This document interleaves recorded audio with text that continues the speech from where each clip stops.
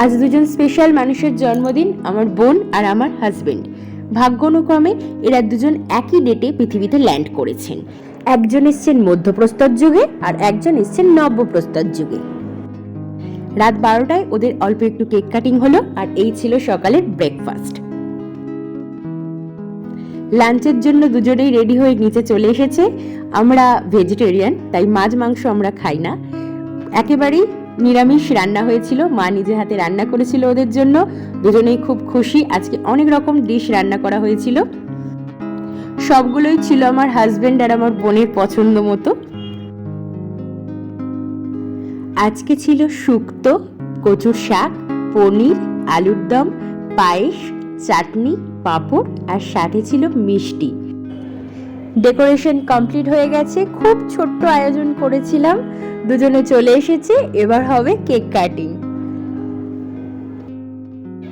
আগে থেকেই আমার বোনের হুকুম ছিল সব মুহূর্ত যেন ক্যামেরাবন্দি হয় আর ওর যেন প্রচুর ভালো ভালো ফটো থাকে। আর এই দুই ভিন্ন অবতার ব্যক্তির মধ্যে কোনো মিল না থাকলেও দুজনের বার্থডে এক হওয়ায় আমাদের একটা কেকের পয়সা বেঁচে যায়। শুরু হয়ে গেল গিফট পাওয়া, আর এবারে ওর দাদা ওকে গিফট দিয়ে দিচ্ছে। এটা পরে খোলা হবে, আগে ওর দাদাকে ও দিল একটা পারফিউম। এবার আমি এটা দিয়েছিলাম আমার হাজবেন্ডকে, একটা ঘড়ি, যেটা ও পছন্দ করেছিল আগেই।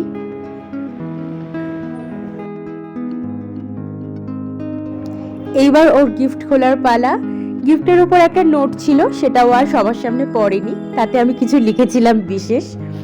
একটার পর একটা অনেক গিফটস ওর জন্য আমরা প্ল্যান করে রেখেছিলাম, কিন্তু এর মধ্যে একটা খুব স্পেশাল গিফট আছে যেটা মূল আকর্ষণ ছিল ওর,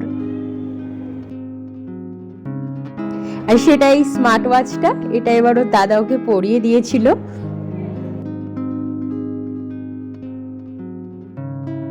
গিফটের দিক থেকে আমার বোনের পাল্লা অনেক ভারী হয়ে যাচ্ছিল বলে এই গিফট আমার বাবা দিয়েছিল ওকে। এর মধ্যে একটা ব্যাগ ছিল, আর এই কার্ডটা আমি নিজে হাতে তৈরি করেছিলাম। এরপরেই শুরু হয় প্রচুর মজা, কেক মাখামাখি আর ফটো সেশনের পালা। আর এরপরেই আমরা ডিনার করে নিই। ডিনারে ছিল লুচি আর আলুর দম, সেটা আর ক্যাপচার করা হয়নি।